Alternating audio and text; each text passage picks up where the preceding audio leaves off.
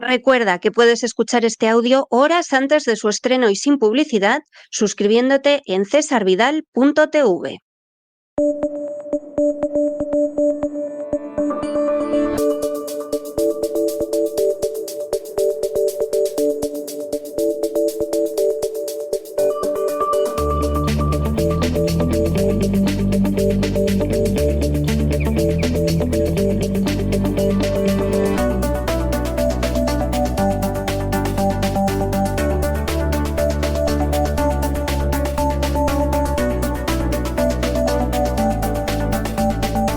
Despegamos con Lorenzo Ramírez.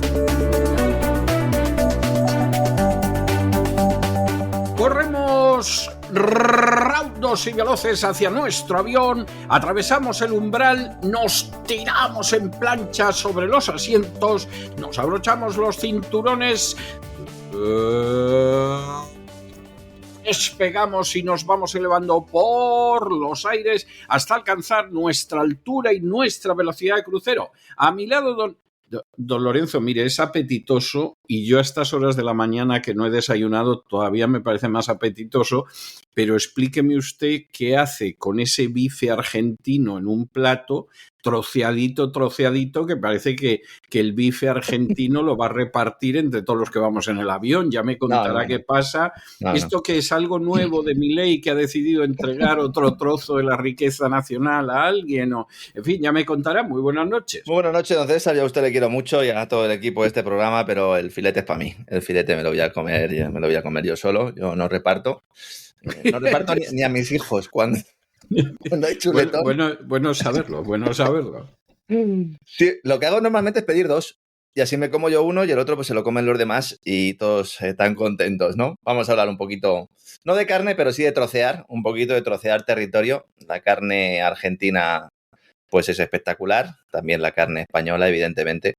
Y por mucho que quieran los enemigos o los amigos de lo ajeno y los enemigos, sobre todo, de una alimentación saludable, vamos a seguir comiendo carne mientras nos dejen, aunque tengamos nosotros que tener una granja o acabar con unas cuantas cabezas, con unas cuantas reses, el que tenga espacio en casa, claro. La verdad es que hoy viene el programa calentito, es un programa, estoy ahora mismo con todas las agencias abiertas, tengo las pantallas a tope, parezco Don Isaac un viernes por la noche, editando programas de Gran Reseteo en cesarvidal.tv. Darle las gracias a nuestros amigos, como siempre, por habernos acompañado el sábado pasado en ese programa que dedicamos a Marruecos. Cuando hicimos el programa todavía no conocíamos el comunicado de Mohamed VI, que básicamente lo que venía era confirmar todo lo que contamos el sábado. Una operación, me decía Carlos Sánchez, amigo de este programa, y que ha sacado ahora mismo, hace escasos minutos, ha publicado una nueva edición de uno de sus programas analizando y bueno, pues bien de cerca y sobre todo estudiando los procesos por los cuales pues Israel ha realizado determinadas operaciones psicológicas. Tenía un programa pues muy interesante. No me ha dado tiempo a verlo entero, lo estaba empezando a ver, como siempre lo recomiendo. El informe Robin de Carlos Sánchez pues me comentaba precisamente al respecto que bueno, pues que estamos en una situación ahora mismo en la que vivimos en una operación psicológica permanente y en esa estamos, ¿no? La verdad es que hoy es el gran día de Donald Trump, es el gran día, sin ninguna duda. Es decir, el baño de masas yo creo que está justificado. Yo creo que está justificado porque ha conseguido lo que no querían o lo que decían no querer, que es que se hayan liberado, se hayan comenzado a liberar los rehenes. Es decir, con independencia de lo que piense cada uno de lo que ha sucedido en Gaza en los últimos 2 años, evidentemente esto es una muy buena noticia. Cuando cogía el avión Donald Trump, ya a última hora del día de ayer, el Air Force One, estaba convencido de que se iba a dar ese baño de masas, estaba volando y el presidente egipcio ha condecorado a Trump con la Orden del Nilo por sus esfuerzos, cito textualmente, para lograr la paz en Gaza, después de haberla destruido, evidentemente.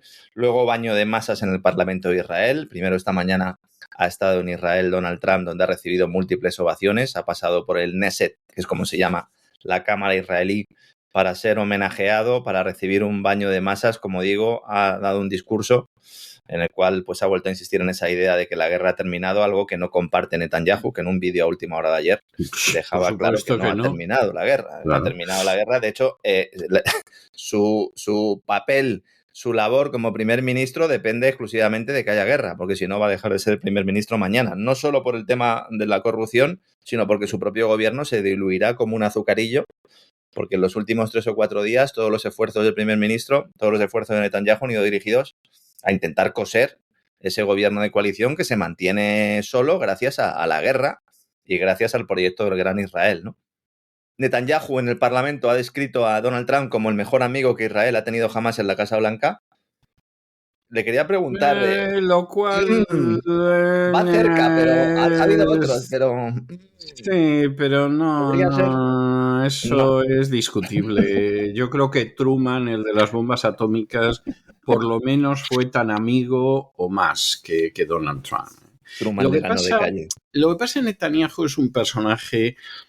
vamos a ver, por desgracia, para este país tiene cogida muy bien la medida a Estados Unidos, porque él ha vivido en Estados Unidos durante mucho tiempo. Su hijo está allí, ¿no? Su hijo está allí. El hijo está maravillosamente en Miami. Uh-huh. Su padre fue secretario de Jabotinsky cuando Jabotinsky estaba en Estados Unidos. Uh-huh. O sea que esa es la historia que hay.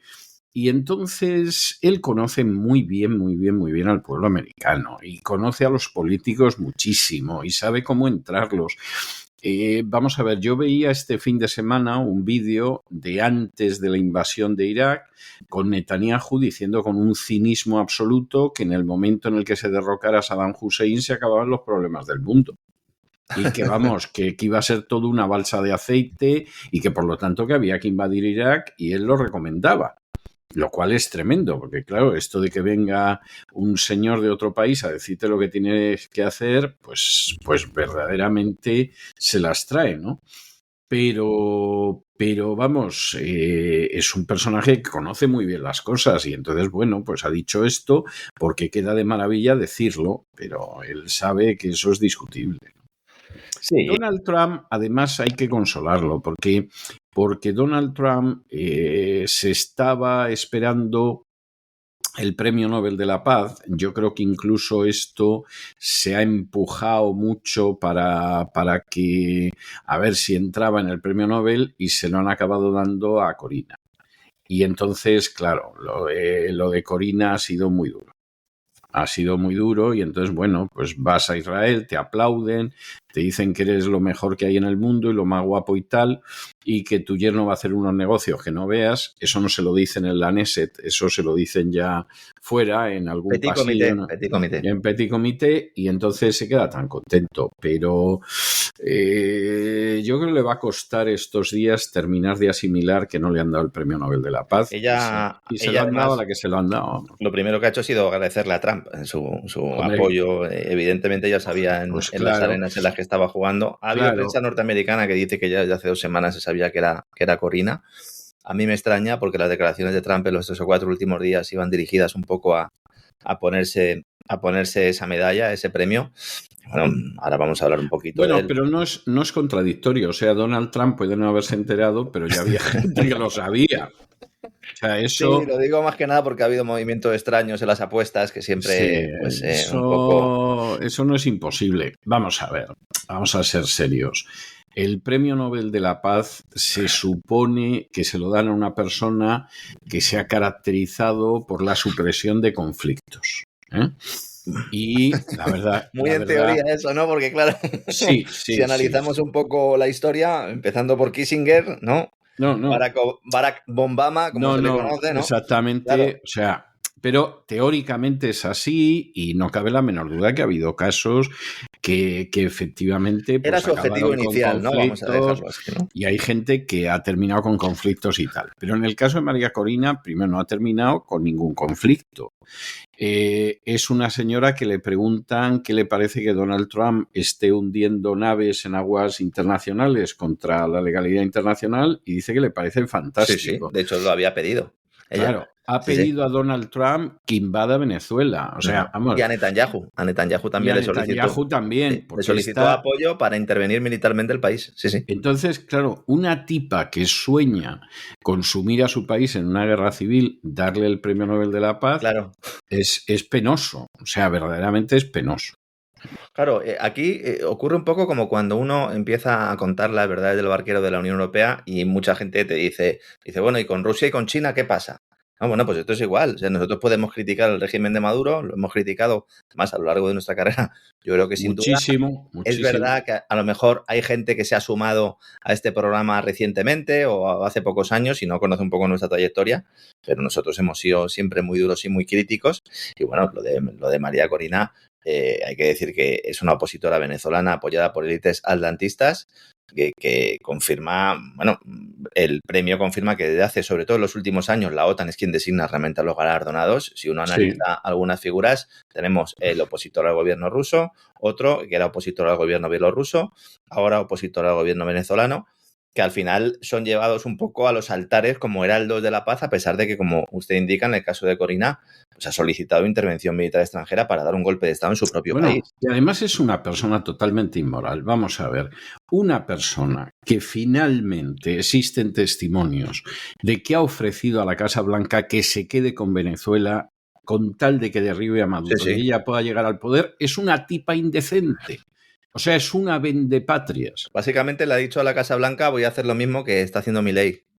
Bueno, y lo mismo que está haciendo ya Maduro, solo que ahora me colocáis a mí. Claro, alguno, anoche sobre todo, y yo esto, pues yo les pido sobre todo que tengan ustedes cierta mesura, sobre todo a la hora de seguir determinadas cuentas en las redes sociales, porque anoche había mucha gente escribiéndome, diciéndome que Maduro había huido, que estaba en Cuba y que, bueno, la ocupación norteamericana de Venezuela era inminente.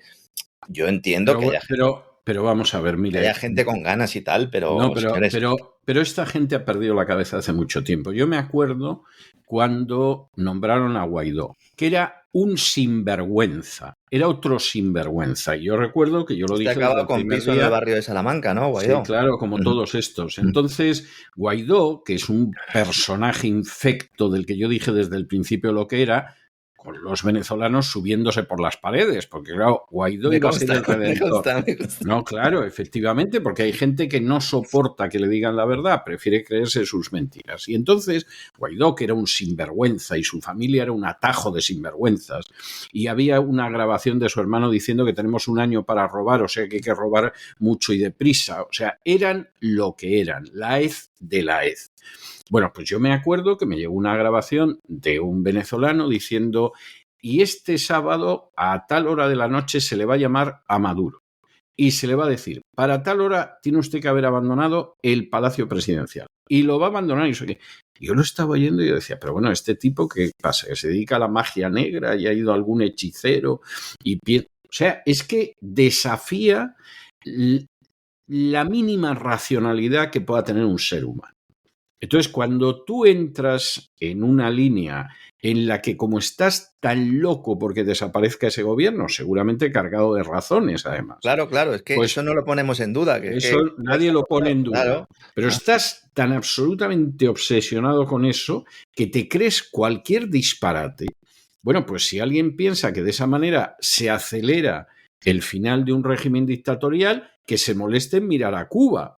Porque esa misma línea de irracionalidad que yo veo en los venezolanos, llevo décadas viéndola en los exiliados cubanos. ¿Eso ha acelerado el final de la dictadura cubana? Yo no lo veo. Y vamos a ver, yo me tragué cuando iba a caer Fidel durante el periodo especial, que es la única vez que yo pensé que había posibilidades de que cayera el régimen de La Habana. Porque se lo llegó a plantear el propio régimen de La Habana. Porque se lo llegó a plantear. Sí. Luego, por supuesto, cuando iba a caer, porque había venido Raúl, que yo ahí no me lo creía ya. Luego porque venía Díaz-Canel, que me lo he creído todavía menos. Hace 3 años, porque hubo unas manifestaciones durante la presidencia de Biden que iba a ser un antes y un después, y un antes y un después de las manifestaciones, porque el régimen está ahí exactamente igual. Entonces, cuando tú te empeñas en creer tus deseos por encima del análisis realista y veraz de las cosas, pues no va a pasar lo que tú quieres, porque es como la persona que va al médico con un tumor y cuando llega, pues el médico le dice, ¿tienes un tumor? No, tengo un granito, deme una pomada. Bueno, pues te dará la pomada, te la pondrás en el tumor y no te servirá de nada. Con un poco de mala suerte vas y te mueres. Y esa, desgraciadamente, es la situación de buena parte del exilio cubano, y lo digo con inmenso dolor, y desde luego del exilio venezolano. Y luego con respecto a esa idea de que es bueno o de que es asumible o de que incluso es deseable pedir ayuda a una potencia extranjera para echar a un autócrata de tu país, claro, esto solo si lo hacen los tuyos, ¿no? Porque imaginemos que hay un escenario en el cual se dice, no, es que Rusia, vamos a pedir ayuda a Rusia, un país de la órbita de Rusia, que va a pedir ayuda a Rusia para echar a un jefe de Estado que sea atlantista y poner al suyo. Esto cuando lo ha intentado hacer Rusia simplemente financiando a algún candidato o simplemente expresando públicamente su apoyo por el candidato o, cómo no, también en algunas ocasiones a lo mejor haciendo algún tipo de propaganda en redes, utilizando pues sus posibilidades cibernéticas, eso es el demonio. Ahora, si lo hacen los nuestros, es deseable y le das el Nobel de la Paz. Le das el Nobel de la Paz directamente. No, pero además, vamos a ver, si es que hay cosas que son absolutamente intolerables. Vamos a ver, cualquiera que conozca la política hispanoamericana, que desde luego en España no conocen nada, o sea, gracias si saben que la capital de Argentina es Buenos Aires, o sea, ya ese es el enterado. Pero cualquiera que conozca la política hispanoamericana sabe que en Washington están zascandileando los miembros de las oposiciones de los gobiernos hispanoamericanos, siempre esperando que el amigo americano tumbe al que está en el poder. Sí, sí. Y entonces te aparecen pues, para decir que es prorruso, para decirte que es comunista, para decirte lo que sea. A veces con cierto grado de verdad y a veces ni de broma. Pero esto es un patio de monipodio, esto es un mercado persa donde te encuentras a todos los hispanoamericanos dando vueltas a ver si en Washington deciden derribar al gobierno de su país por el bien del mundo. El bien del mundo me río yo de los peces de colores. Es un quítate tú que me pongo yo y no hay más. Sí, sí. Y no hay más.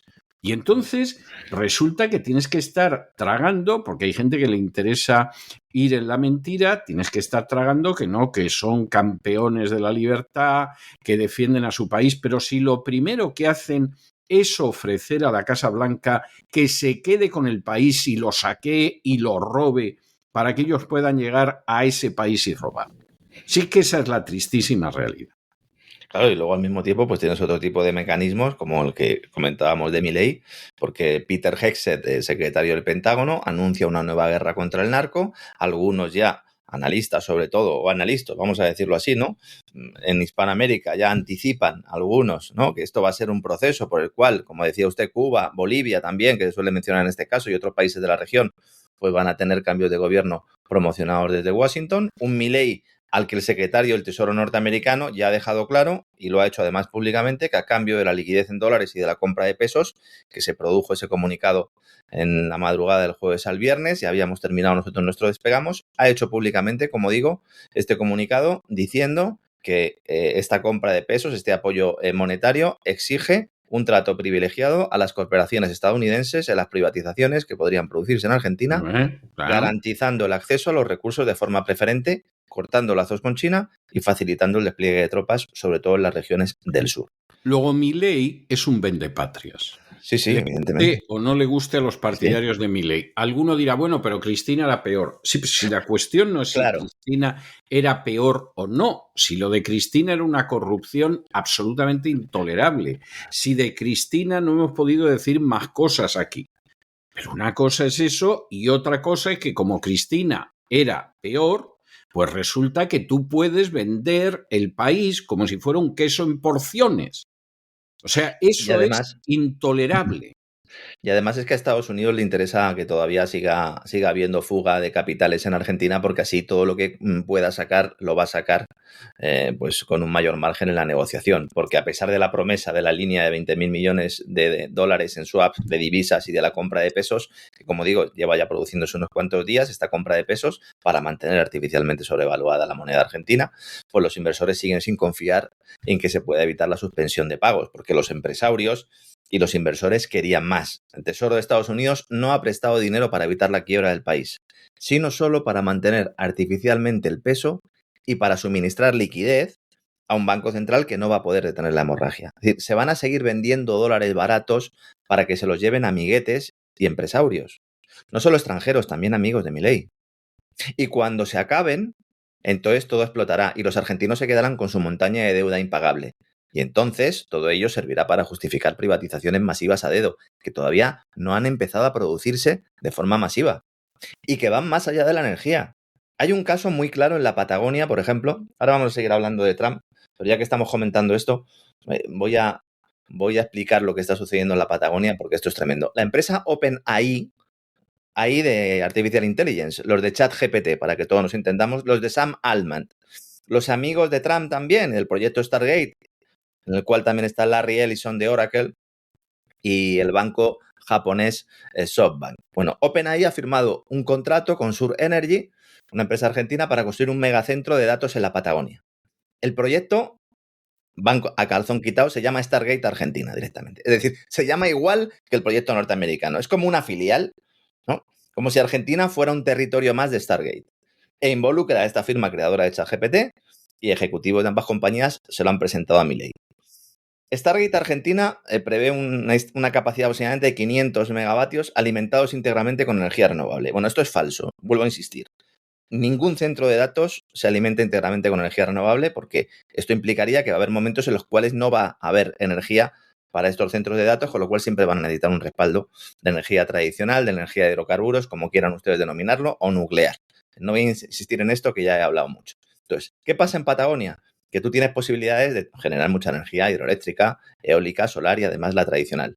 Estás muy cerca de líneas de alta tensión y de subestaciones eléctricas y luego la conectividad mediante anillos de fibra óptica que enlazan el Atlántico y el Pacífico lo hacen una zona perfecta junto con el acceso a agua fría de alta calidad para los sistemas de enfriamiento, con lo cual es un punto estratégico. La inversión dicen que va a rondar entre los 20.000 y los 25.000 millones de dólares. Argentina en este proyecto aporta 0 valor agregado. Solo cede territorio y recursos. Cede el territorio y los recursos. Tomad, señores de OpenAI. Pérdida de soberanía, nulo desarrollo tecnológico propio y te conviertes, bueno, pues en una pieza más del puzzle del imperio. Va a ser el centro de datos más grande de toda Hispanoamérica. El más grande. En los últimos meses, OpenAI ha firmado acuerdos similares con gobiernos de Reino Unido, Alemania, Noruega, Japón y Corea del Sur. Y Argentina va a ser el primer país al sur del Río Grande que se sume a esta red. No, pues esto es lo que está pasando en estos momentos. Esto es lo que está pasando ahí, lo que está ocurriendo. ¿Va a haber un rescate a la vieja usanza mediante el cual el Tesoro de Estados Unidos ofrezca toda su maquinaria para rescatar a la economía argentina? Lo dudo mucho. ¿Por qué lo dudo mucho? Porque cuanto más caigan los valores argentinos, más barato los comprarán los norteamericanos. Porque cuanto más se estreche esa soga en el cuello de Milei, más capacidad tendrá el Tesoro de Estados Unidos para pedir más cosas. Es verdad que tiene muchos recursos, tiene oro, una gran mina de oro que descubrió Argentina el pasado marzo, tiene el litio, tiene muchos recursos. Bueno, pues todos van a ir saliendo del país progresivamente. Si realmente fuera una alianza económica, si realmente fuera un pacto incluso geopolítico, en el cual todos ganan, ahora mismo la bolsa de Argentina tendría que estar por las nubes. Por las nubes, tendría que estar todo el mundo. Que claro, no es el caso. Todo lo contrario, todo lo contrario. Tendría que estar todo el dinero fluyendo allí, si realmente fuera a haber una ganancia. Tendría que estar el pueblo argentino, bueno, aplaudiendo a Milei, que ganaría con toda seguridad su partido las elecciones que van a tener lugar dentro de unos días. Pero no es así. No es así porque el personal se está empezando a dar cuenta de lo que está ocurriendo. No voy a insistir más en Argentina porque lo hemos contado, lo hemos explicado. Hoy quería decirlo porque Scott Bessent ya hizo público, bueno, pues ese mensaje en las redes sociales donde apunta muchas de las cosas que hemos estado anticipando aquí y que hay gente que dice, no, es que Lorenzo, tú en Argentina no tienes ni idea porque no vives aquí. Y bueno, pues a misma regla de tres no podría hablar de ningún país. No, evidentemente, fuera de España, claro. Y si me apura usted ahora mismo de la Comunidad de Madrid. Claro, precisamente creo que por estar fuera seguramente pueda ser más objetivo que muchos de los Milei lovers. Que yo entiendo al Milei lover que se lo está llevando crudo también, pues yo lo entiendo, que se lo está llevando calentito. Ahora, el que no entiendo es al que no se lo está llevando calentito y encima le están robando la cartera. Ese sí que no lo entiendo. Pero bueno, es lo que hay. Pues efectivamente, como comentábamos antes, Trump no ha tenido el Nobel, pero baño de masas en Israel. Hay que decir que Netanyahu prácticamente es una última hora ha anulado su asistencia a la firma de la Cumbre de Paz de Egipto. Esta reunión se va a producir esta tarde, todavía no se ha producido, no va a estar. Dice que esto por un tema de agenda le agradece la invitación a Donald Trump, pero dice que no puede acudir por problemas de tiempo antes del inicio de una festividad, que es la festividad judía de Simchat Torah. No sé si se dice Simchat o Simchat Sí, Simchat. Torah. Simchat Torah, que es una de las festividades más alegres, podríamos decir, ¿no?, del calendario judío. Sí. Marca el final y el reinicio de ese ciclo anual de lectura de la Torá. ¿Es tan importante esto para dejar plantado a Donald Trump en el acuerdo? Era mi pregunta, lo que quería hacer don César, porque usted, teniendo en cuenta el conocimiento que tiene. Yo tengo, sinceramente, Esto es muy raro. la convicción de que no pasa de ser una excusa, porque a este le importa las festividades judías lo que a mí el Corpus. Es muy raro, ¿eh? Es muy raro porque además alguno dirá, bueno, si va a ir Irán y va a ir Hamás, ¿cómo se va a hacer la foto con ellos? Pero es que Irán no va. La delegación iraní, a pesar de estar invitada, ya dijo que no va. Dice, no voy a ir porque me voy a sentar con unos señores que a partir de mañana me van a volver a poner en su diana. Entonces, evidentemente, no voy a ir. Hamás tampoco va.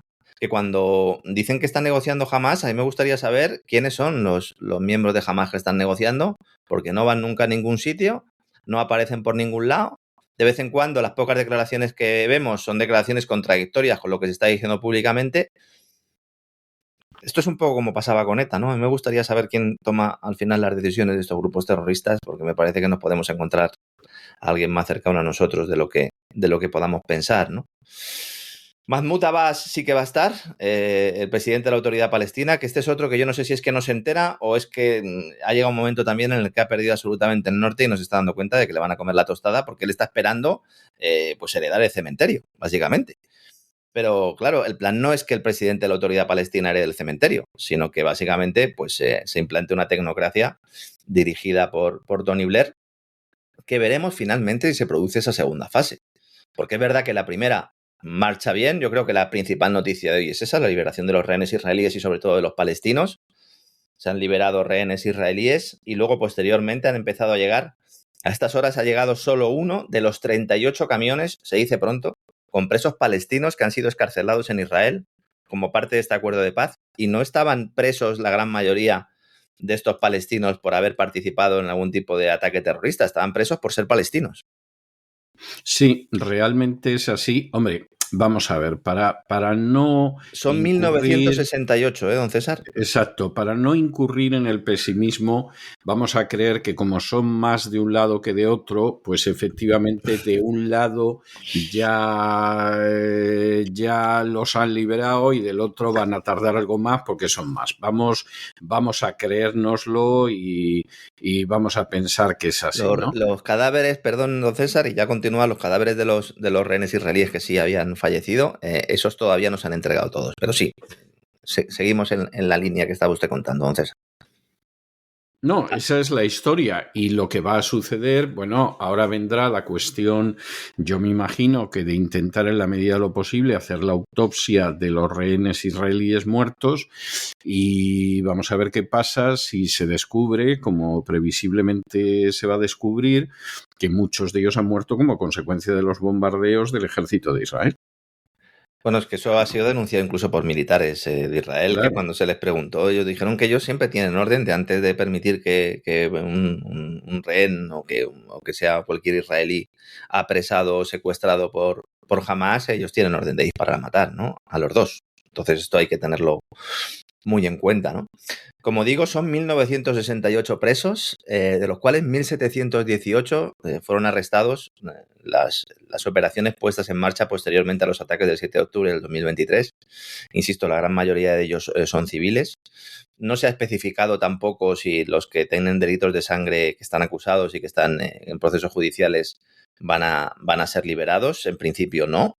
Es verdad que esta excarcelación se va realizando por fases, con lo cual pues todavía vamos a ir viendo más imágenes en los próximos días y está previsto que la propia oficina de información sobre presos palestinos, que está vinculada a Hamás, pues vaya realizando anuncios oficiales con los detalles del proceso.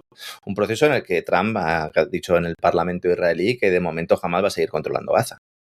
Y lo ha dejado muy claro eso también, que de momento Hamás va a seguir controlando Gaza. Netanyahu, como digo, antes de recibir a los rehenes, prácticamente en la madrugada de ayer, publicó una declaración en vídeo diciendo que la campaña militar no había terminado, lo cual es evidente, aunque muchos no quieran verlo. Dice, todavía nos esperan importantes retos en materia de seguridad. Algunos de nuestros enemigos están tratando de recuperarse para volver a atacarnos. Yo esto no lo veo un discurso muy de acuerdo de paz. Y luego dice que van a seguir actuando para configurar una realidad de seguridad, dice él, que garantice que ninguna amenaza para el Estado de Israel y sus ciudadanos se cierna sobre la franja de Gaza, con lo cual la presencia militar va a continuar. También hay que decir que ha habido muertes desde que se alcanzara el acuerdo, aunque todavía no se haya firmado. Hay que decir que en estos momentos, sobre todo en el norte de Gaza, se han producido en las últimas horas acciones armadas a través de grupos. Esto lo anticipábamos un poco la semana pasada, pero yo tampoco quería ser pájaro de mal agüero, pero al final lamentablemente se ha confirmado. Hay grupos de paramilitares, yo estoy convencido que son soldados, pero bueno, hay grupos de paramilitares que actúan con el apoyo de helicópteros israelíes. No oficialmente, como el ejército israelí, pero están actuando. Entonces, por ejemplo, en las últimas horas han atacado un hospital y han confirmado pues esto que de alguna manera apuntábamos la semana pasada, que para que el plan de la Casa Blanca salga adelante hay que hacer la vista gorda con este tipo de acciones. ¿Durante cuánto tiempo se va a hacer la vista gorda? Es la pregunta. Porque es que se han encontrado a un periodista palestino con un tiro en la cabeza. Diga, es que era un influencer que apoyaba a Hamas. Dice, bueno, pero vamos a ver. Entonces, ¿se puede ir a la casa de un periodista? De todas formas, muy posiblemente, no ha habido una guerra donde se haya asesinado a más periodistas que la guerra de Gaza. Seguramente. Y digo asesinado porque además, vamos a ver, hay mucha gente que muere en acciones de guerra, que son corresponsales en el terreno. Aquí efectivamente, han ido a matarlos y no conozco ningún conflicto armado donde se haya asesinado a tantos periodistas como en la guerra de Gaza. Y sobre todo por parte de las fuerzas israelíes. Claro, asesinado por parte de las fuerzas que en teoría y en la práctica está respaldando Occidente. Porque claro, nos dicen, no, es que ha habido genocidios. Dicen, no, pero nosotros nunca cometemos genocidios y nuestros amigos tampoco. Hombre, pues solo hace falta ver las imágenes de Gaza. Luego el vicepresidente del Estado de Palestina, Hussein al-Sheikh, se ha reunido en Amán con Tony Blair, que ha aparecido por allí. Claro, dice, bueno, ¿y qué de lo mío? Para abordar el día después. Este hombre, que también es vicepresidente del Comité Ejecutivo de la Organización para la Liberación de Palestina, la famosa OLP, ha publicado un mensaje en redes sociales diciendo que él va a colaborar estrechamente con Trump y con Blair y con el que haga falta para comenzar la reconstrucción cuanto antes. Este es otro de los que tiene ganas y una vez más vemos a la autoridad palestina poniendo la cama. No sé si la prostituta también, pero la cama la han puesto. Luego, J.D. Vance también ha sido protagonista. Han pasado muchas cosas en las últimas horas. Cuando estaba prácticamente Trump volando a Oriente Medio, como digo, primera para Israel, segunda a Egipto, ha aparecido J.D. Vance y ha dicho que, bueno, pues que esta segunda fase, insisto, a ver si se pone en marcha esta segunda fase del plan de Gaza, que establece la ocupación de facto para extraer recursos naturales, es una operación en la que van a colaborar estrechamente los países árabes, no solo con su rúbrica y mediación, sino con los petrodólares. Y los petrodólares son los que al principio van a financiar la reconstrucción si se confirma el cese de hostilidades. Bueno. Entonces, Vance ha querido quitar hierro a la presencia de soldados norteamericanos en la franja, admitiendo lo que era un secreto a voces, que esta presencia no es nueva y que el mando central de Estados Unidos ha participado en operaciones militares israelíes, más allá de tener misiles balísticos, más allá de la venta de armamento, empleando recursos humanos en la represión de civiles palestinos y empleando sobre todo la tecnología de Palantir y compañía, también en esa cárcel a cielo abierto que ha sido Gaza durante tanto tiempo. Lo que no cuenta Vance es que gigantes de Wall Street como BlackRock y Goldman Sachs esperan sacar réditos de la construcción de la nueva tecnocracia en Gaza y luego empresas de infraestructuras como Caterpillar, como RTX. RTX es una empresa fundada por un ex del gigante militar Raytheon y múltiples compañías que esperan hacer negocios sobre los cadáveres de los masacrados en un proceso en el que los árabes quieren poner capital pero recuperarlo con creces a base de contratos, que es de lo que se trata, ¿no? Claro. Entonces, como ahora es muy difícil que Estados Unidos justifique cualquier tipo de desembolso, porque de hecho está sin presupuesto, está con el cierre gubernamental. A Europa, ¿qué le vas a pedir con la crisis fiscal en la que está? Pues entonces dice, bueno, pues como los países árabes tienen los petrodólares, que vayan poniendo ellos los petrodólares o que vayan ellos garantizando con los petrodólares la firma de determinados contratos de préstamo.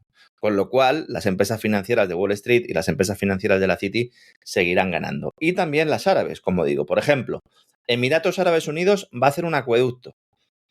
Luego, el consorcio egipcio Talat Mustafa Group va a construir 20.000 viviendas. Y todo ello lo van a disfrazar de ayuda humanitaria. Para que todo ese montante de dinero que ahora se adelanta luego sea enviado por parte de Europa, por parte de Estados Unidos, con un concepto de ayuda humanitaria, que no va a ser ayuda humanitaria, sino dinero para estas empresas. Mientras se nos dice los grandes medios de desinformación masiva que los palestinos están volviendo a sus casas. Vuelvo a repetirlo. ¿Qué casas? ¿A qué casas están volviendo?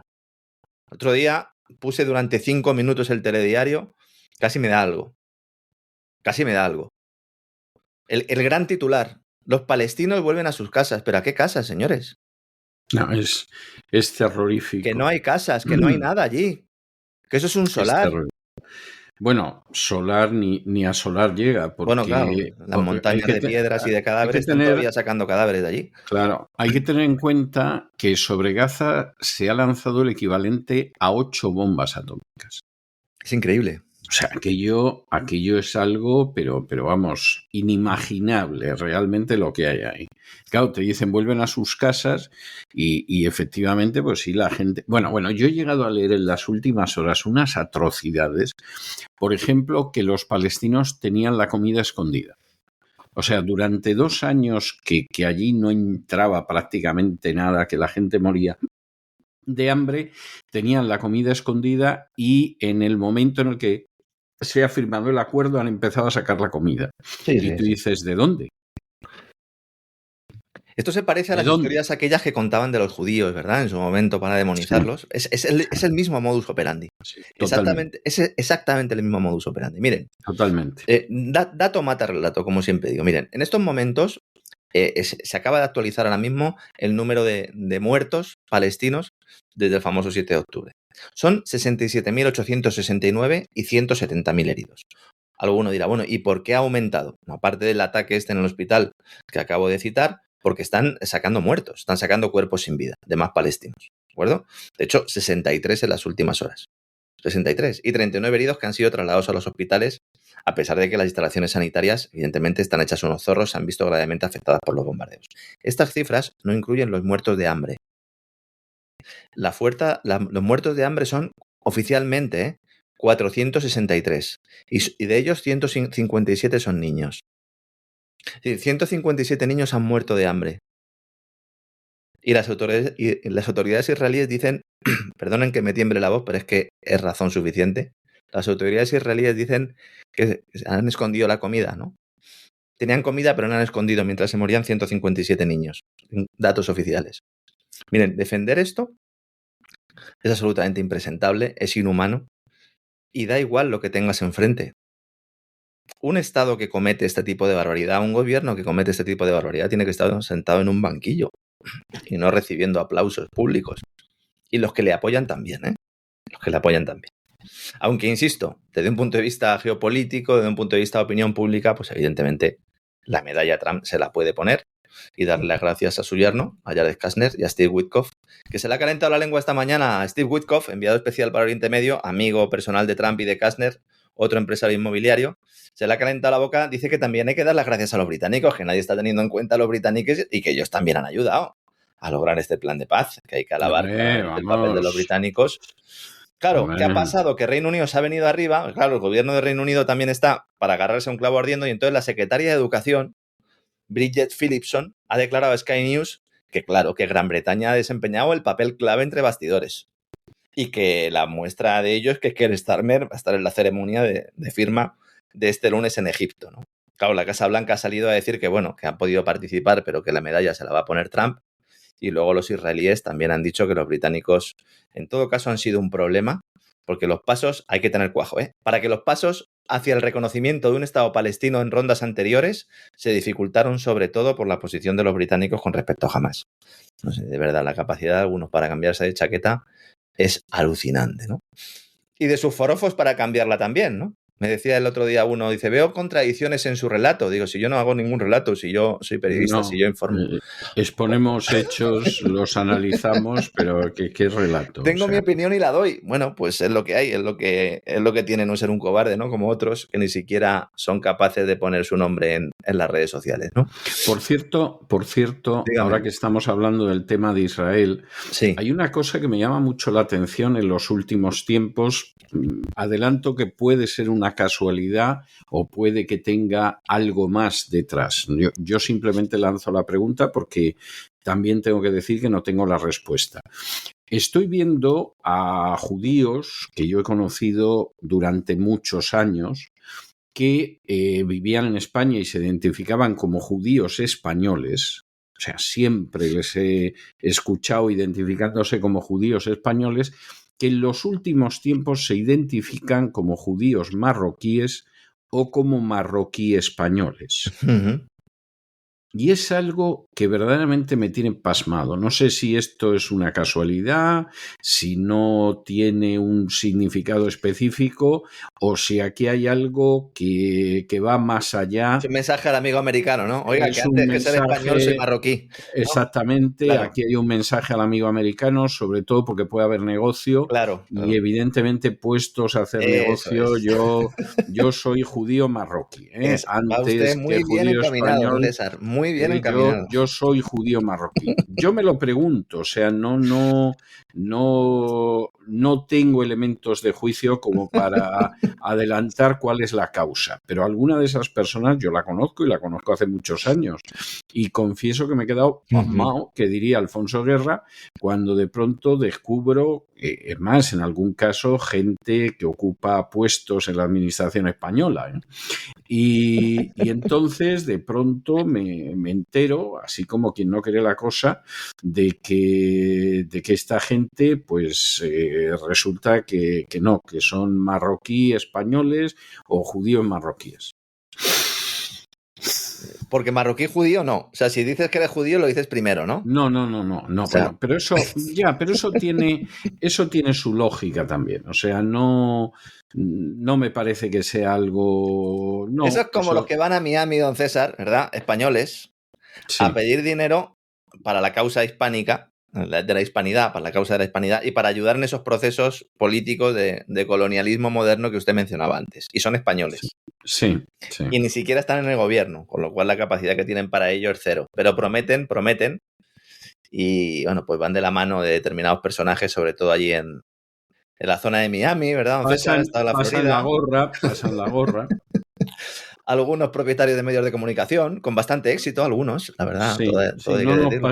pasan la gorra, eso se lo puedo yo decir, porque yo conozco gente que ha echado en la gorra, ¿eh? Y además me lo han contado y no tendrían por qué contármelo si no fuera cierta, o sea que pasan la gorra, ¿eh?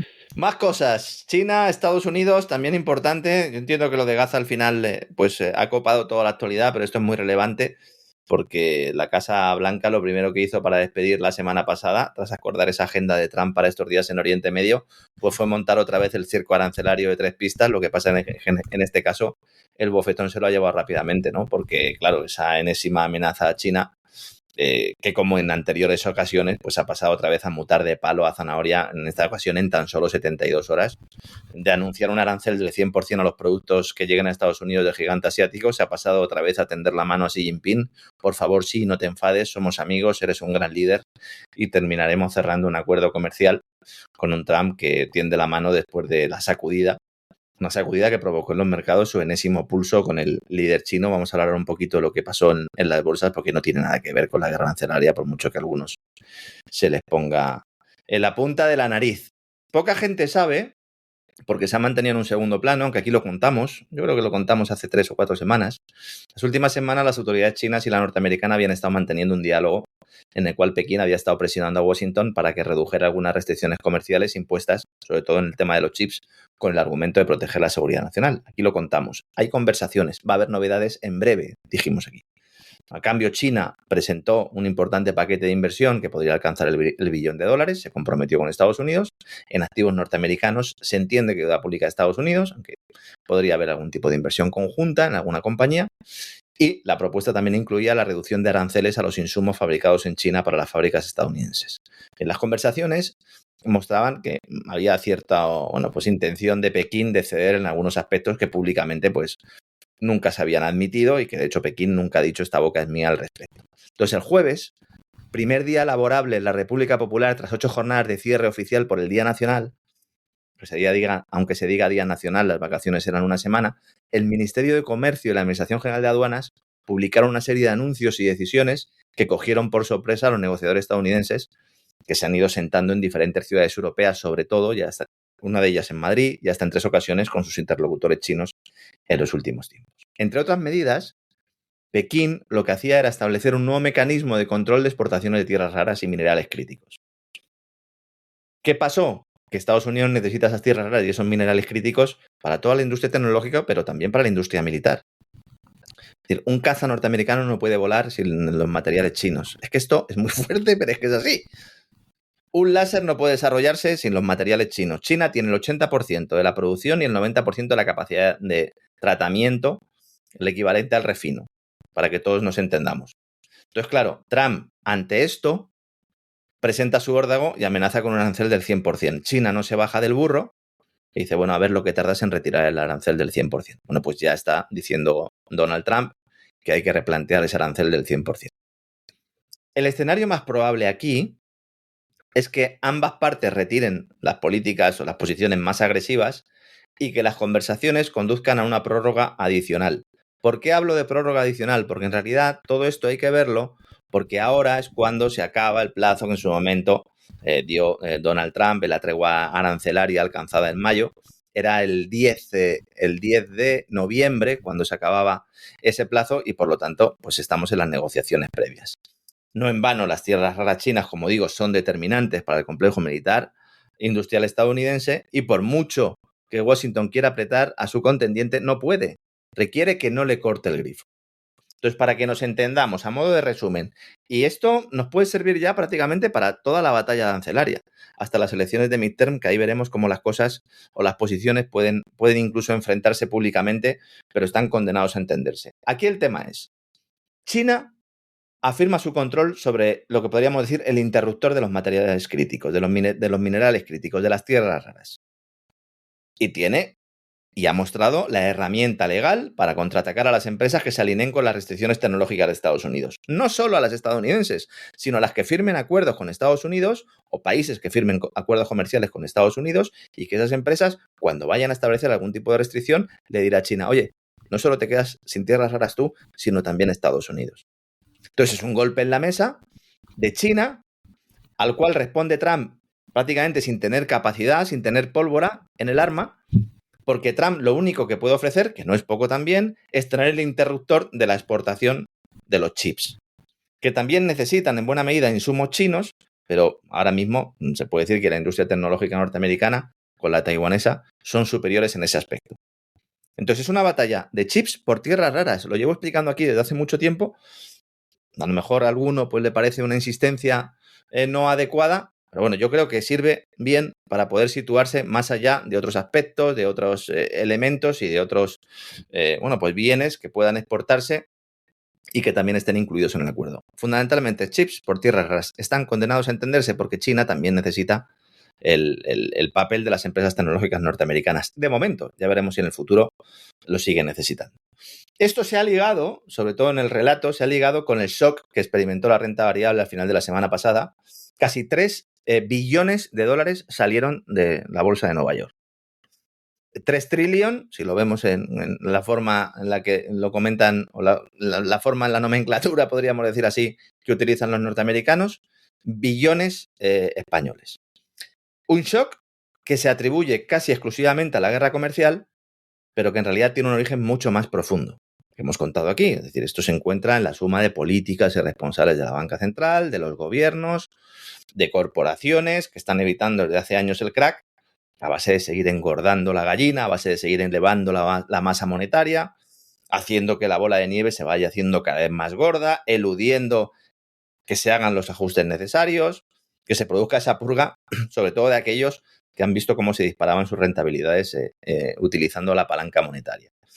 Yo he comentado, y de hecho aquí lo indiqué la semana pasada, que hay un papel muy importante dentro de este auge de las cotizaciones bursátiles que se ha producido hasta este crack, que hoy estaban otra vez subiendo los mercados, es decir, ha sido una leve corrección, pero en todo caso la subida yo siempre será atribuido con mucho de su papel a las denominadas 7 magníficas, a las grandes empresas tecnológicas, pero no son solo las tecnológicas, y esto es lo realmente preocupante. O sea, esta ola de liquidez ha generado unas expectativas de beneficios en prácticamente todos los sectores que son absolutamente irreales. Entonces, la cuestión no es si hay sobrevaloración, sino cuánto tiempo se podrá mantener el espejismo de este rally alcista.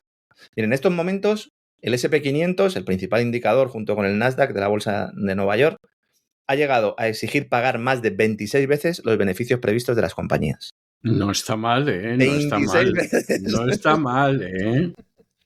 Dice, bueno, ¿y esto ha pasado en otra ocasión? Pues en la burbuja de las.com pasó, y también pasó durante la pandemia. La pandemia fue aprovechada para evitar o para enmascarar un crack que se habría producido aunque no se hubiera extendido el COVID-19. Sí, pero de esta manera ya tenían responsables. Claro, tenían responsables y sobre todo tenían la excusa para seguir aumentando esa ola de liquidez. No nos olvidemos que en el último trimestre del año 2019 la Reserva Federal inició un rescate por la puerta de atrás que iba a ser temporal y que luego se convirtió en permanente. Entonces esto hay que tenerlo en cuenta. La cuestión no es si hay sobrevaloración, que la hay, sino cuánto tiempo se podrá mantener el espejismo de este rally, como digo, en unas bolsas que se han convertido en adictas absolutamente a esta liquidez creada de la nada. ¿Y qué pasa? Pues que esto provoca un estado de fragilidad permanente. Entonces, ante cualquier hecho político, como el comunicado este que hizo Donald Trump, aunque parezca estar descontado, como el caso de la guerra arancelaria, o la tensión en Oriente Medio, o la situación en Ucrania, o la crisis fiscal de Europa, cualquier elemento sirve para poner en marcha esos procesos que además luego los algoritmos amplifican, porque las máquinas al final, cuando uno tiene puestos stop and loss, cuando tiene puestos determinados niveles a partir de los cuales has ordenado a la máquina que venda acciones, pues generan movimientos en cascada. Y esto me ayuda también, o me da pie a comentar el crypto crash también que se vivió el viernes. El viernes hubo pánico en el sector de las criptomonedas. Hubo mucha gente que vendió porque no ha llegado a comprender nunca lo que es esto de las criptomonedas y entonces ante la caída se asustó. Pero también hay elementos oscuros que hay que denunciar. Los exchanges centralizados, es decir, las plataformas de intercambio, cuando uno va a comprar Bitcoin o cuando uno va a comprar cualquier otro tipo de cripto y entra en uno de estos exchanges, Binance es uno de los más famosos, pero no el único, para que todos nos entiendan.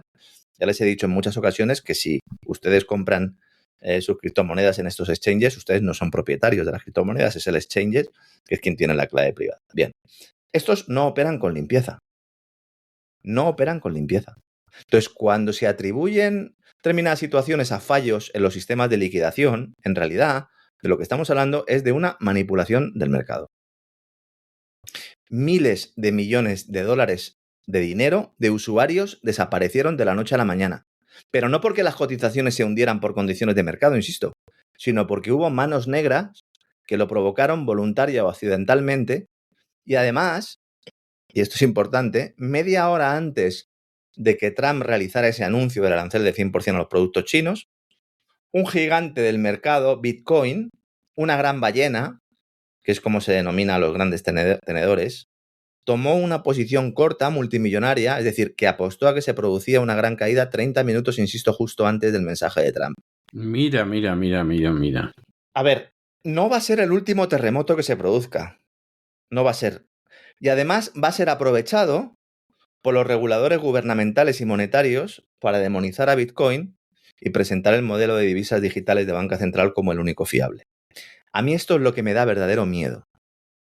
Porque no dejan que se produzca una crisis, pero cuando se produzca esa crisis será provocada. Es decir, el caldo de cultivo ya está para que se produzca la crisis. Se está evitando esa crisis, está pues intentando suministrar liquidez a esa piscina infinita o a esa bañera que tiene el tapón quitado y por lo tanto la misma liquidez se la va tragando el sistema. Para acabar con el sistema lo único que tienen que hacer es establecer una mínima restricción a la liquidez con cualquier excusa. Con la excusa de controlar la inflación, con la excusa de la guerra arancelaria, con la excusa de una determinada victoria electoral en un país y a partir de ese momento se pondrá en marcha la maquinaria. Las élites que están impulsando este proceso y que serán los encargados de darle al botón, en este caso el botón para que se desconecte a la economía de esta asistencia financiera y monetaria que algunos consideran que va a ser para siempre, ¿no? Esto es como los que decían que la historia se había terminado. Sí. Bueno, pues fíjese dónde han acabado.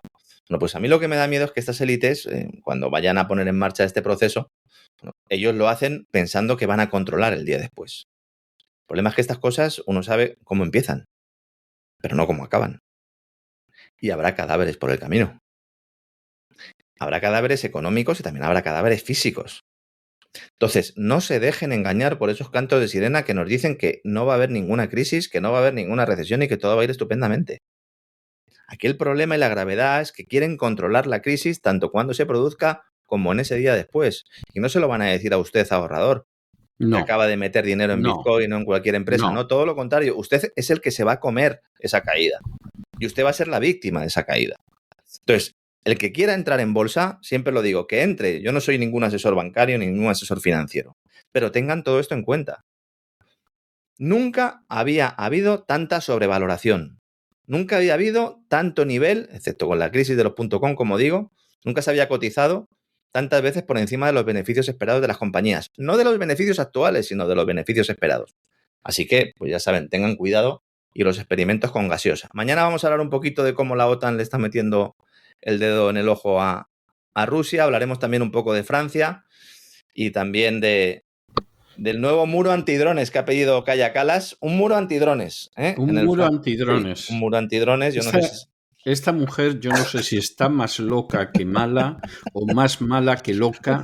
Que se les acaban las ideas ya, don César, se les acaban las ideas. Es un peligro para el género humano. Se les acaban las ideas. Y también vamos a hablar mañana de cómo le dieron un maletín de 1 millón de libras a Boris Johnson por ir a hablar con Zelensky y decirle que no firmara ninguna paz en Ucrania. También vamos a hablar de esto. Pero es que había alguien que se creía que iba a ser gratis. O sea... Vamos a ver, hace barato unas horas... se vende también, ¿no? Hace unas horas me llega un mensaje de una persona en Inglaterra que había visto esto y todo lo demás y de pronto me dice bueno, pero alguien se creía que el Pelos iba a hacer esto gratis y yo me he enterado de lo del Pelos, ¿eh? O sea, es algo pero verdaderamente tremendo. Pues que sepa usted que el Pelos no se creía nadie en Inglaterra que iba a hacer nada gratis, cosa que yo entiendo, ¿eh? O sea, no... Mañana contaremos un poquito todo esto, que nos hemos ido ya casi 1 hora de vuelo. Eran muchos temas y iremos repartiendo un poquito a lo largo de la semana. También la posibilidad incluso de que Hungría pues, pueda decirle adiós a la Unión Europea si entra a Ucrania. Hay muchas cositas. Mañana las contaremos, mañana las analizaremos. Entonces... No me extraña en absoluto, vamos. Es que en cualquier sitio donde entre Ucrania, lo suyo es que te vayas, vamos. O sea, no nos vamos a engañar, ¿eh? O sea, márchate. Si los ves entrar, márchate porque tu cartera peligra, como mínimo. Claro. Eso ponía yo también hace unas horas cuando anunciaba Kaja Kallas que quería el muro antidrones. Preparen sus carteras, porque ya saben esto quién lo paga, claro. Sí, efectivamente, así es. No vale engañarse, ¿eh? Y el que se engaña, peor para él. Bueno, no se me vaya muy lejos, porque hoy tenemos a los almorávides desembarcando en Algeciras. Es que la historia, de verdad... Yo no voy a decir que se repita, pero vamos, entonces, a veces da la sensación. Oye, ¿puedes volver a echarnos una mano? Exacto, ¿no? Exacto. Claro, y entonces dijeron, bueno, pues aquí... Ahí no hicieron muro antidrones, ¿no? No, ahí el CIS que vuelva, que es el único que puede meter a esta gentuza en cintura y entonces a ver lo que puede hacer. Un caballero español luchando contra la invasión del norte de África, ¿eh? Eso sí que hoy en día es ciencia ficción, eso, ¿no? Totalmente. O sea, pero vamos, ni lo sueñe usted. Todo lo contrario, los almirantes ahora de la Marina Española están para ayudar a los invasores, como si estuviéramos a inicios del siglo VIII. Sí. Exactamente igual, ¿no? En plan Donopas, que desde luego que vergüenza. Claro. Pero qué vergüenza. Con Tarik, ¿no? Con Tarik Musa y todo lo demás, y ahí ayudando a la traición, de verdad. Yo no sé cómo hay gente que piensa que determinados países van a sobrevivir. Es absolutamente imposible. O sea, me da mucha pena tener que decirlo, pero vamos, que no hay solución al respecto. Pero bueno, en fin, usted no se me vaya lejos. Nada, que nosotros tenemos que hablar de la batalla de Sagrajas y otras cosas que son así mollares y emocionantes. Pues hasta ahora, don César, fuerte abrazo. Hasta ahora.